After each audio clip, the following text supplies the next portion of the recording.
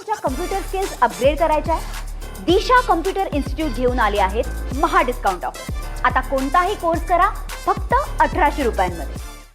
तर विधान परिषदेत महायुतीचे 6 उमेदवार बिनविरोध निवडून आलेत.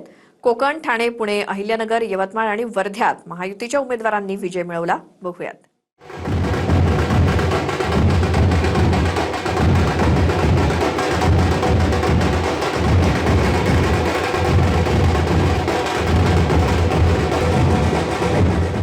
विधान परिषदेच्या 6 जागांची निवडणूक बिनविरोध झाली आहे. या 6ही जागांवर महायुतीचे उमेदवार विजयी झालेत.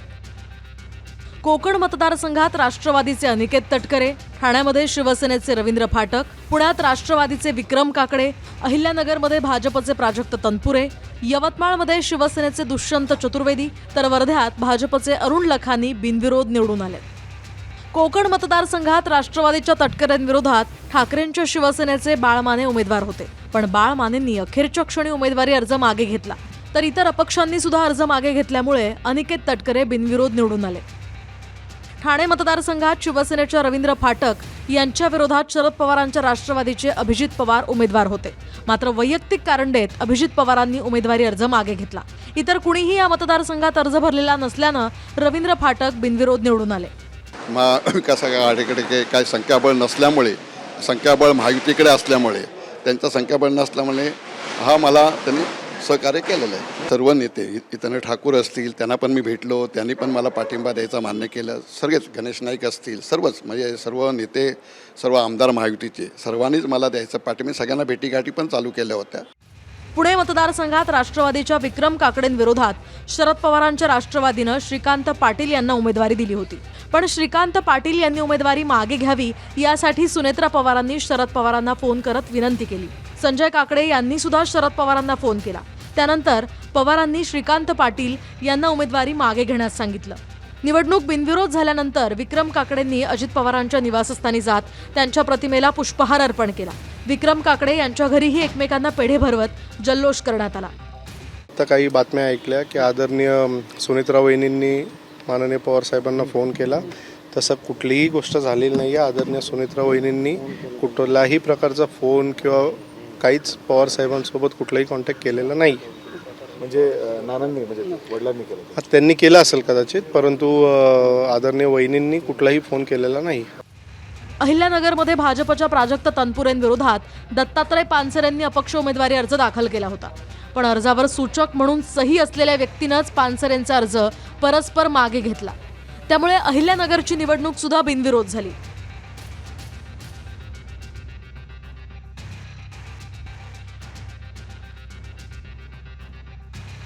दत्तात्रय पानसरेंचा अर्ज मागे घेण्यात आल्यानं अहिल्यानगरमध्ये मोठा गोंधळ उडाला. मी अर्ज माघारी घ्यावा यासाठी माझ्या घराला काही लोकांनी गरडा घातला होता असा आरोप दत्तात्रय पानसरेंनी केला. जिल्हाधिकारी कार्यालयामध्ये प्राजक्त तनपुरे यांनी दत्तात्रय पानसरे यांच्यासोबत चर्चाही केली. मात्र आपण अर्जच मागे घेतला नसल्याचं पानसरेंनी तनपुरेंना सांगितलं. माझ्या घराच्या भोवती सुद्धा गरडा होता माणसांचा, मला उचलून आणायला, म्हणून मी बाजूला थांबलेलो होतो. मला कोणाचे नाव घ्यायचं नाही. दबाव येतोय, दबाव आलेला आहे, दबाव येणार आहे, मला ते सहन करावं लागणार आहे. पण लोकशाहीसाठी मी मतदारांसाठी मी ते सहन करणार आहे. किती माझ्या अन्याय झाला तरी मी सहन करणार आहे. यवतमाळ मतदारसंघात शिवसेनेच्या दुष्यंत चतुर्वेदी यांच्या विरोधात काँग्रेसनं साहेबराव कांबळे यांना उमेदवारी दिली होती. पण साहेबराव कांबळेंनी ऐनवेळी उमेदवारी अर्ज मागे घेतला. त्यामुळे दुष्यंत चतुर्वेदी बिनविरोध निवडून आले. साहेबराव कांबळेंनी अर्ज मागे घेतल्यानंतर त्यांच्या विरोधात महाविकास आघाडीच्या कार्यकर्त्यांनी जोरदार घोषणाबाजी केली. महाविकास आघाडीच्या कार्यकर्त्यांनी नोटांचा प्रतिकात्मक पाऊस पाडत निषेधही नोंदवला.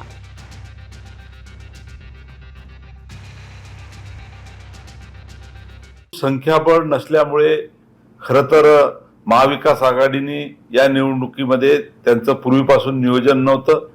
कसं तरी निवडणूक लढवण्याच्या दृष्टीनं त्यांनी उमेदवार धरून बांधून या ठिकाणी पुढं आणला.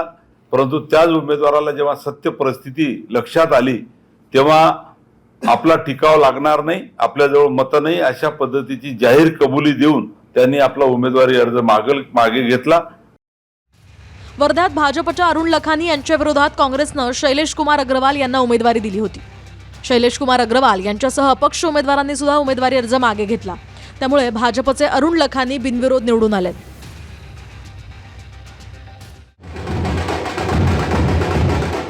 अरुण लखानी निवडून आल्यानंतर त्यांच्या कुटुंबानं जोरदार जल्लोष केला. अरुण लखानींचे पुत्र आणि सुप्रिया सुळेंचे जावई सारंग लखानी यांनी जोरदार डान्स करत जल्लोष केलाय.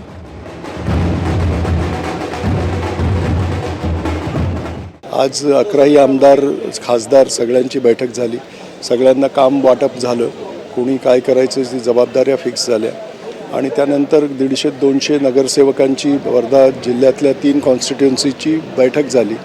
त्यामध्ये सुद्धा म्हणजे ही बैठक संपत असताना ही न्यूज आली की यांनी विड्रॉल घेतलं आहे. बिनविरोध तुम्ही निवडून आला, हे कसं बघता? तुम्हाला अपेक्षा होती?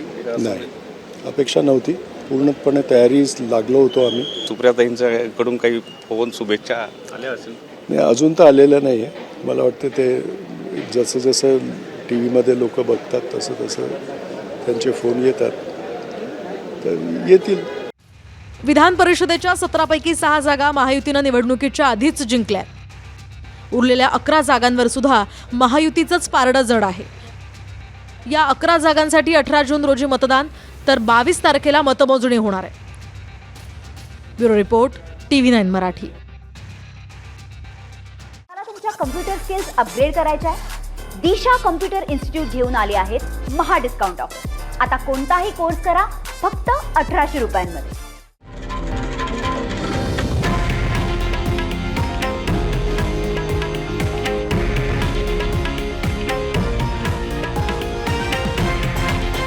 हे आहे देशातील नंबर 1 न्यूज नेटवर्क आणि आपण पाहत आहात TV9 मराठी, एकमेव.